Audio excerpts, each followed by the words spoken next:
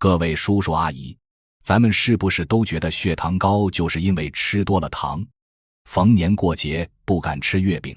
不敢喝甜饮料，看见水果都得绕着走。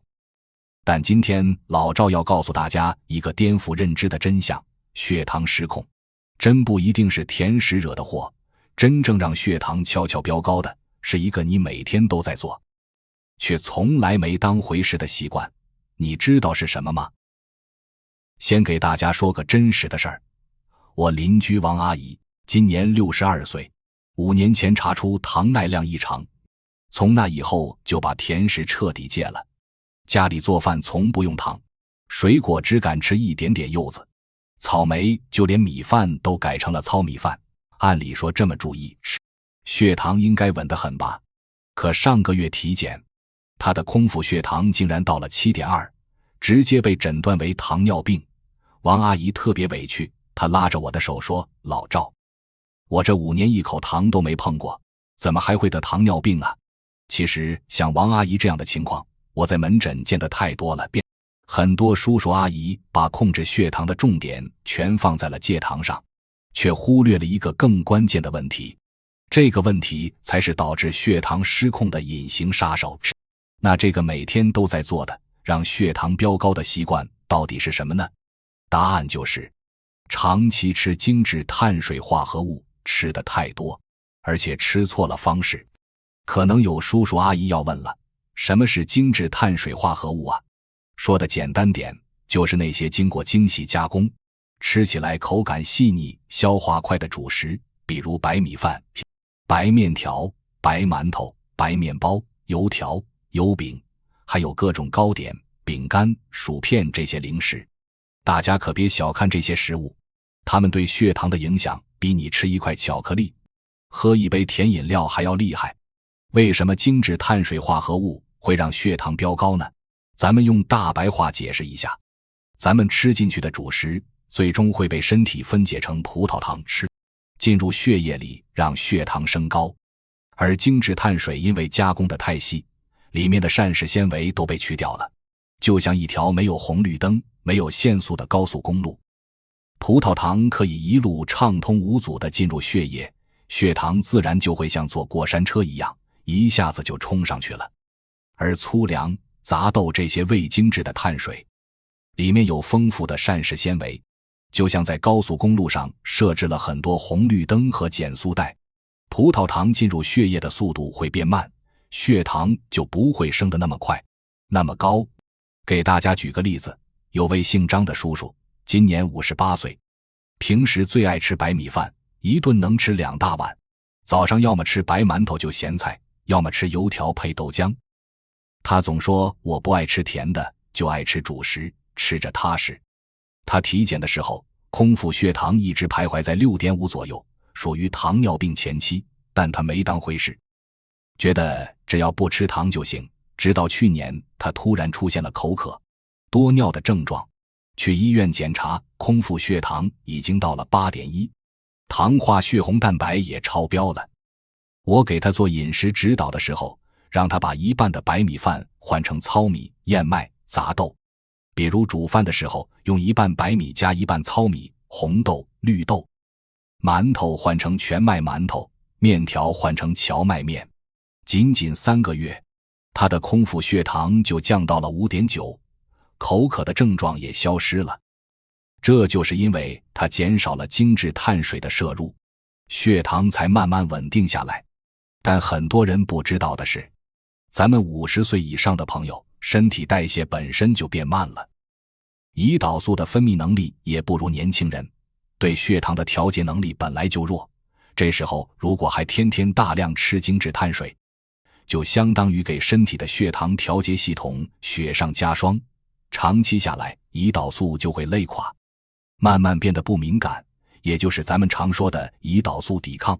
这时候身体需要分泌更多的胰岛素才能控制住血糖，到最后胰岛素分泌不足，血糖就彻底失控了，糖尿病也就找上门来了。更危险的是，很多精致碳水化合物不仅会让血糖飙升，还会让你越吃越饿，形成一个恶性循环。因为精致碳水消化得快，血糖升得快，降得也快。可能你刚吃完一碗白米饭，不到2个小时就又饿了，然后就想吃点零食，糕点垫一垫。而这些零食大多也是精致碳水做的，吃了之后血糖又升上去，降下来又饿，不知不觉就吃多了，体重也跟着涨。而肥胖又是导致糖尿病的重要危险因素，这样一来血糖就更难控制了。接下来这一点尤其重要，很多叔叔阿姨不仅吃太多精致碳水，还喜欢单独吃主食，这更是让血糖飙升的双重打击。什么叫单独吃主食呢？就是吃饭的时候先把一碗白米饭吃完再吃菜，或者早上只吃一个白馒头，中午只吃一碗白面条，没有搭配足够的蔬菜和蛋白质。这样的吃法会让主食里的葡萄糖更快地被身体吸收，血糖升得更快。我给大家分享一个真实的对比实验，这是我们医院营养科做过的一项小研究。我们找了10位糖尿病前期的志愿者，让他们分别吃2顿饭。第一顿饭是200克白米饭，搭配50克炒青菜和100克清蒸鱼。第二顿饭是200克白米饭，没有搭配任何蔬菜和蛋白质，就单独吃白米饭。然后我们监测他们餐后2小时的血糖，结果发现单独吃白米饭的那一组，餐后2小时血糖平均达到了 8.3 毫米 OL， 而搭配了蔬菜和蛋白质的那一组，餐后2小时血糖平均只有 6.5 毫米 OL。 你看，同样是200克白米饭，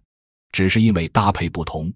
血糖差距就这么大。这就是因为蔬菜和蛋白质能延缓胃排空的速度，让主食消化得更慢，从而平稳血糖。可能有叔叔阿姨会说，老赵，你说精致碳水不好，那我们是不是就不能吃白米饭、白面条了？其实也不是，精致碳水并不是洪水猛兽，关键在于控制量和吃对方法。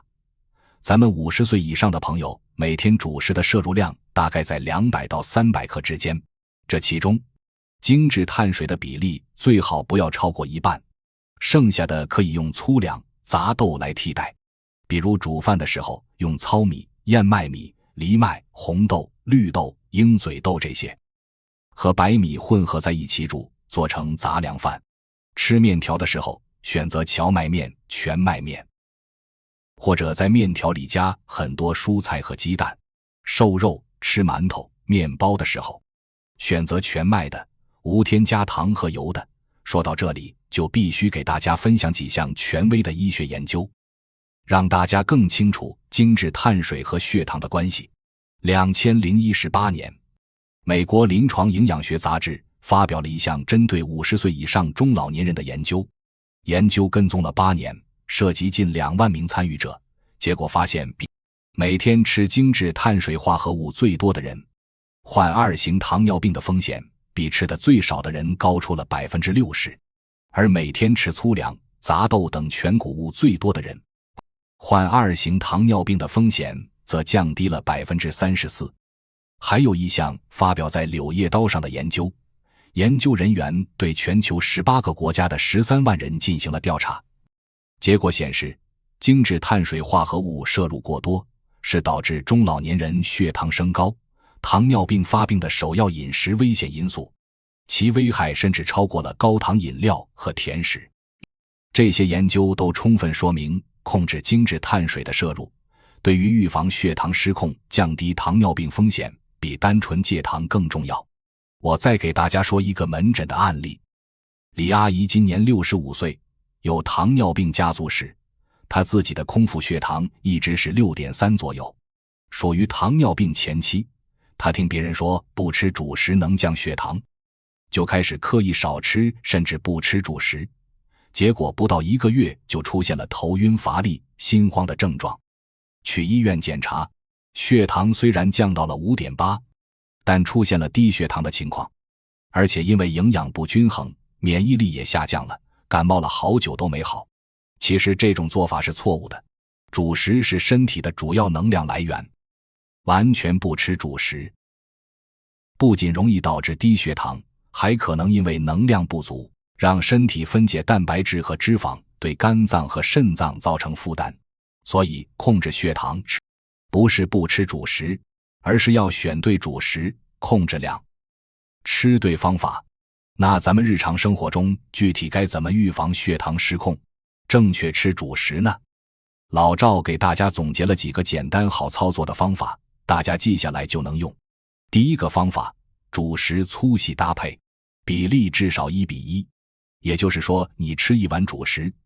里面至少有一半是粗粮、杂豆。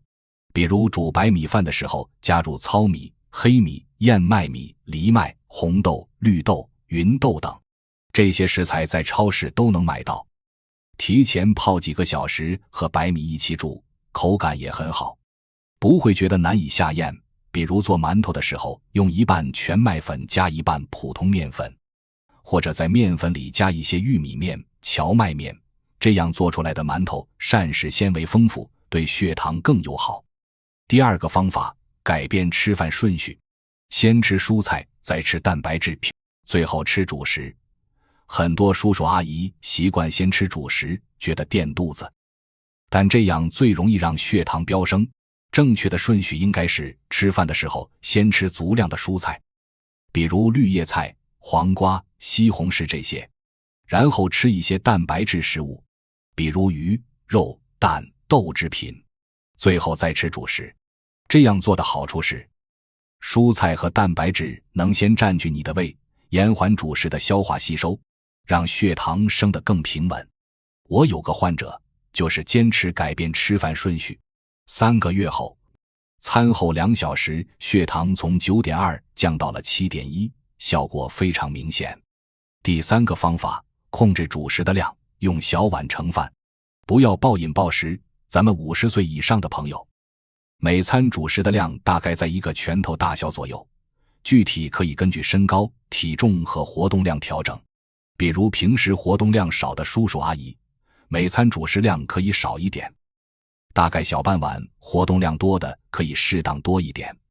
但也最好不要超过1碗。很多人习惯用大碗盛饭，一不小心就吃多了，用小碗盛饭吃，能更好的控制量。第4个方法，少吃隐形的精致碳水，比如糕点、饼干、薯片、含糖饮料等。这些食物虽然吃起来可能不甜或者有点咸，但它们的主要成分都是精致碳水，而且很多还添加了糖和油，对血糖的影响非常大。比如很多叔叔阿姨喜欢吃的桃酥、饼干、沙琪玛，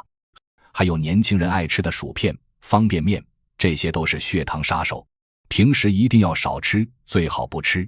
如果想吃零食，可以选择原味的坚果、无糖酸奶吃新鲜水果，这些既健康又能解馋。第5个方法，不要吃过于软烂的主食，烹饪时间不要太长。很多叔叔阿姨觉得主食煮得越烂越好消化，但其实煮得越软烂的主食对血糖越不友好。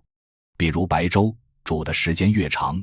里面的淀粉分解得越彻底，喝下去之后，血糖会升得非常快。有研究显示，喝一碗白粥，餐后2小时的血糖比吃一碗白米饭还要高。所以咱们平时煮米饭、煮面条、煮粥的时候，不要煮得太烂，保持适当的口感就好。比如煮粥的时候，不要煮到米粒开花，粥变得粘稠，煮到米粒熟透就可以了。煮面条的时候，不要煮得太软，8分熟左右口感最好，也更有利于控制血糖。第6个方法，饭后不要马上坐着或躺着，适当活动10到15分钟。很多叔叔阿姨吃完饭后就喜欢坐在沙发上看电视，或者直接躺下休息，这样会导致血糖升高得更快。吃完饭后可以在客厅里走一走，或者做一些简单的家务，比如洗碗、擦桌子，这样能促进身体代谢，帮助降低餐后血糖。我有个患者，每天晚饭后散步15分钟，坚持了2个月，餐后2小时血糖就下降了 1.5 毫米 OL， 效果非常好。除了饮食上的调整，咱们平时还要注意规律运动，比如每周进行至少150分钟的中等强度运动，像快走、慢跑、打太极拳、跳广场舞，这些都可以。规律的运动能提高身体对胰岛素的敏感性，帮助控制血糖。同时还要定期监测血糖，尤其是有糖尿病家族史、肥胖、高血压等危险因素的叔叔阿姨。最好每年体检的时候查一下空腹血糖和糖化血红蛋白，平时也可以在家自备血糖仪，定期监测，了解自己的血糖情况。如果发现血糖持续升高，一定要及时就医，不要自己随便调整饮食或用药。说到这里，老赵还要提醒大家一个常见的误区，是很多人觉得无糖食品就可以随便吃。其实很多无糖食品虽然没有添加蔗糖，但它们的主要成分还是精致碳水，比如无糖饼干、无糖面包、无糖糕点等，吃多了一样会让血糖升高。所以买食品的时候不要只看无糖2个字，一定要看配料表。配料表第一位如果是小麦粉、大米粉这些精致碳水就一定要少吃。再给大家分享一个成功的案例，我之前的一位患者陈叔叔，今年60岁，3年前查出糖尿病，空腹血糖 9.5 毫米 OL， 糖化血红蛋白 8.2%。 他一开始也是只知道戒糖，主食还是照样吃白米饭、白馒头，血糖一直控制得不好。后来我给他制定了饮食方案，让他把主食换成杂粮饭，改变吃饭顺序，控制主食量，同时配合每天晚饭后散步20分钟，坚持了半年。他的空腹血糖降到了 6.2 毫米 OL， 糖化血红蛋白也降到了 6.5%。 现在已经不用吃药，只通过饮食和运动就能把血糖控制得很好。陈叔叔现在逢人就说，原来控制血糖不是戒糖就行，关键是吃对主食，吃对方法。总结一下，各位叔叔阿姨，血糖失控真的不是甜食造成的，真正让血糖飙高的是长期大量吃精致碳水化合物，而且吃错了方式。咱们50岁以上的朋友，身体代谢能力下降，更要注意调整饮食，把主食换成粗细搭配的杂粮饭、全麦面包、荞麦面等，改变吃饭顺序，控制主食量，少吃隐形的精致碳水，饭后适当活动，同时定期监测血糖，规律运动，这样才能有效预防血糖失控，远离糖尿病。最后，老赵还要提醒大家，每个人的身体情况不同，饮食方案也可能因人而异。如果你的血糖已经出现了异常，或者有糖尿病家族史、肥胖、高血压等危险因素，一定要及时咨询医生或注册营养师，制定适合自己的饮食和运动方案，不要自己盲目调整。各位叔叔阿姨，今天老赵给大家分享了控制血糖的关键方法，你平时是不是也爱大量吃白米饭、白面条这些精致碳水呢？你有没有因为吃错主食导致血糖升高的经历？或者你有什么控制血糖的好方法？欢迎在评论区分享，咱们一起交流学习，互相帮助，都能拥有健康的身体。